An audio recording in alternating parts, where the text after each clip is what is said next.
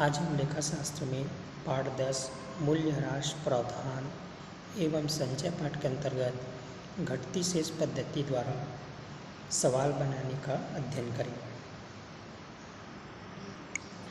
प्रश्न number 16 book का है क्रियात्मक प्रश्न। 3000 रुपये, 200 रुपये एवं 1000 रुपये मूल्य का फर्नीचर 3 हिस्सों में क्रमशः 1 जनवरी 1998, 1 जुलाई 1999 तथा 1 अप्रैल 2000 को खरीदा गया।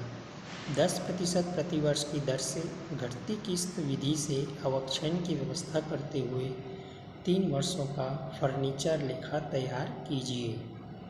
तो इस प्रश्न को अब हम हल करेंगे घटती शेष पद्धति द्वारा। सबसे पहले हेडिंग देंगे फर्नीचर खाता 3 वर्षों के लिए।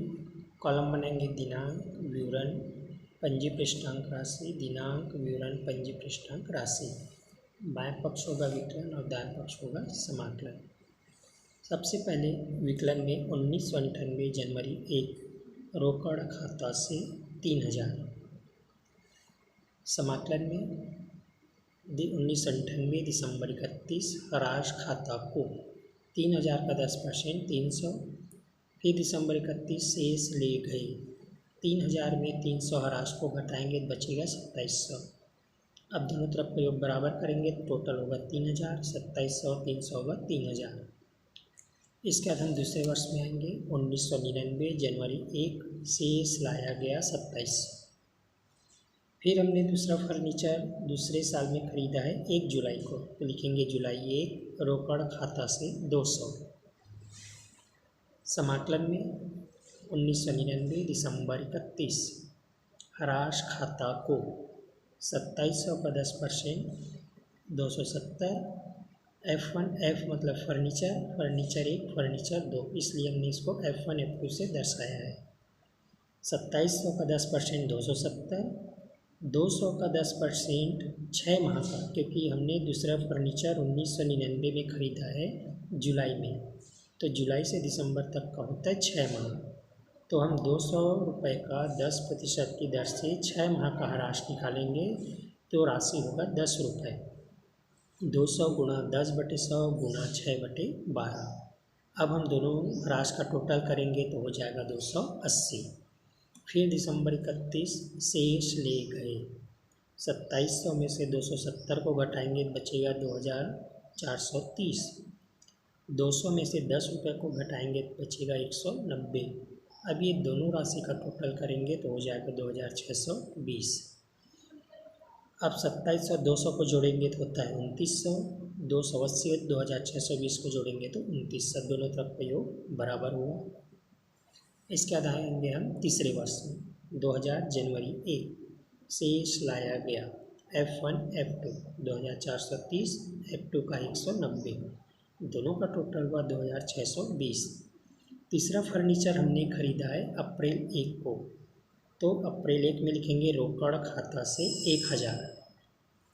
फिर इसके बाद हम आएंगे समाकलन में 2000 दिसंबर 31 हराश खाता को F1 F2 F3 3 फर्नीचर हो गए तीसरे साल में।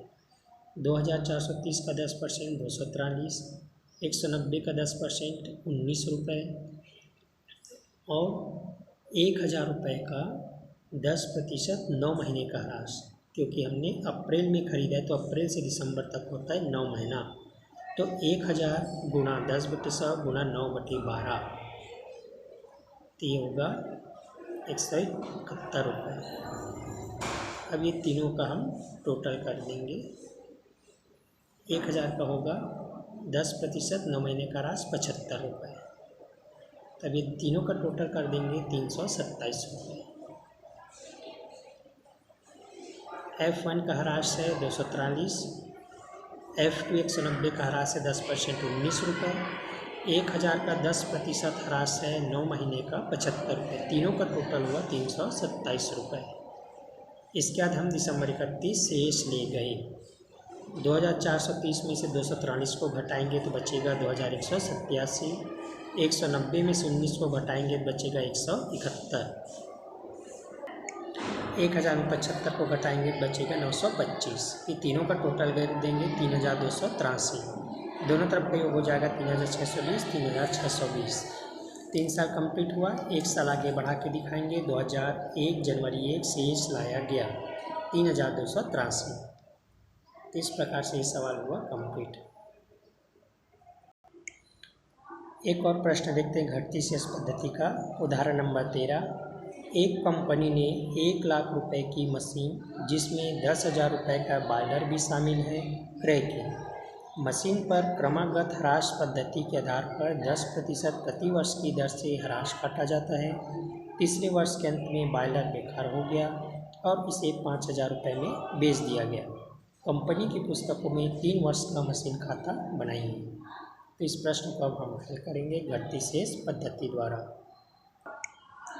सर हल करेंगे तो उदाहरण को सबसे पहले ऊपर लेंगे मशीन खाता 3 वर्षों के लिए। कॉलम बना लेंगे दिनांक विवरण पंजी पृष्ठांक राशि, दिनांक विवरण पंजी पृष्ठांक राशि। बाएं पक्ष होगा विकलन और दाएं पक्ष होगा समाकलन। सबसे पहले विकलन में यहाँ पर प्रश्न में सन नहीं दिया, इसलिए हम प्रथम वर्ष जनवरी 1 लिख सकते हैं। रोकड़ खाता से एम और बी, एम मतलब मशीन, बी मतलब बॉयलर। चूँकि इस प्रश्न में 1 लाख रुपए की मशीन खरीदी है, उसमें से एक 10,000 रुपये का बॉयलर शामिल है जिसको तीसरे वर्ष में बेच दिया गया, इसलिए हम प्रथम वर्ष से मशीन को अलग और बॉयलर को अलग कर लेंगे। तो 1 लाख में से 10,000 बॉयलर को अलग किए तो मशीन का कीमत बचा 90,000 और बॉयलर का कीमत है 10,000, तो टोटल हो गया 1 लाख। इसके बाद हम प्रथम वर्ष दिसंबर 31 समाकलन में लिखेंगे ह्रास खाता को एम और बी। 90,000 का 10% 9,000 और बॉयलर का 10,000 का 10% 1,000, दोनों का टोटल होगा 10,000। इसके बाद फिर हम समाकलन में लिखेंगे दिसंबर 31 को ही शेष ले गए। 90,000 में से 9,000 को घटाएंगे बचेगा 81,000। 10,000 में से 1,000 को घटाएंगे बचेगा 9,000। अब ये दोनों का टोटल करेंगे 81,000 9,000 तो हो जाएगा 90,000। अब 90,000 10,000 को जोड़ेंगे तो 1 लाख होगा, इधर भी 1 लाख योग होगा। इसके बाद हम आएंगे दूसरे वर्ष में। द्वितीय वर्ष जनवरी 1 शेष लाया गया एम और बी। 81,000 और 9,000 टोटल हुआ 90,000। फिर समाकलन में द्वितीय वर्ष दिसंबर 31 ह्रास खाता को 81,000 का 10% 8,100, 9,000 का 10% 900, दोनों का टोटल हो जाएगा 9,000। फिर दिसंबर 31 शेष ले गए। 81,000 में से 8100 को घटाएंगे बचेगा 72,900। 9,000 में से 900 ह्रास को घटाएंगे शेष बचेगा 8,100। अब ये दोनों का टोटल करेंगे तो हो जाएगा 81,000। अब पूरे खाते का योग करेंगे 81,000 9,000 तो होगा 90,000, इधर भी होगा 90,000। ये हुआ 2 साल तक का। फिर तीसरे वर्ष में आएंगे जनवरी 1 शेष लाया गया 72,900 और बी का है 8,100, टोटल होगा 81,000। समाकलन में तृतीय वर्ष दिसंबर 31 इसी साल में हमने बॉयलर को बेचा है। रोकड़ खाता को 5,000 ये विक्रय राशि है। ह्रास खाता को बी लिखेंगे क्योंकि हमने बॉयलर को बेचा है 8100 वाले का। 8100 का 10% होगा 810। अब हम लाभ हानि ज्ञात करेंगे तो 8100 तीसरे वर्ष में बॉयलर का मूल्य है, इसमें से 810 को घटाएंगे बचेगा 7,290। उसमें से 5,000 को माइनस करेंगे विक्रय राशि तो हमको हानि होगी 2,290 की, जिसको नीचे वर्किंग नोट में बताया गया है। ये हुआ बॉयलर को बेचने से हानि। अब हमारे पास मशीन बच गया तो दिसंबर 31 में ह्रास खाता को 72,900 का 10% 72,90। दिसंबर 31 शेष ले गए 72,900 में से 72,90 को घटाएंगे तो बचेगा 65,610। अब पूरे का योग करेंगे तो हो जाएगा 81,000, इधर भी योग होगा 81,000। चतुर्थ वर्ष में जनवरी 1 लिखेंगे। जनवरी 1 को हम लिखेंगे शेष लाया गया 65,610। तो इस प्रकार से ये सवाल हुआ कंप्लीट। इसके नीचे हम वर्किंग नोट करेंगे। हेडिंग देंगे बॉयलर के विक्रय पर लाभ हानि की गणना। तृतीय वर्ष में बॉयलर का शेष मूल्य 8,100 माइनस ह्रास 10%, 8100 का 10% 810। घटाएंगे तो बचेगा 7,290 जो उस वर्ष का शेष मूल्य होगा। इसमें से माइनस करेंगे विक्रय राशि, तो ये होगा 5,000 जिसको हमने बेचा है। तो 7,290 बॉयलर का मूल्य है, इसको हमने 5,000 रुपये में बेचा, तो हमको बॉयलर को बेचने से हानि हुई 2,290 रुपये।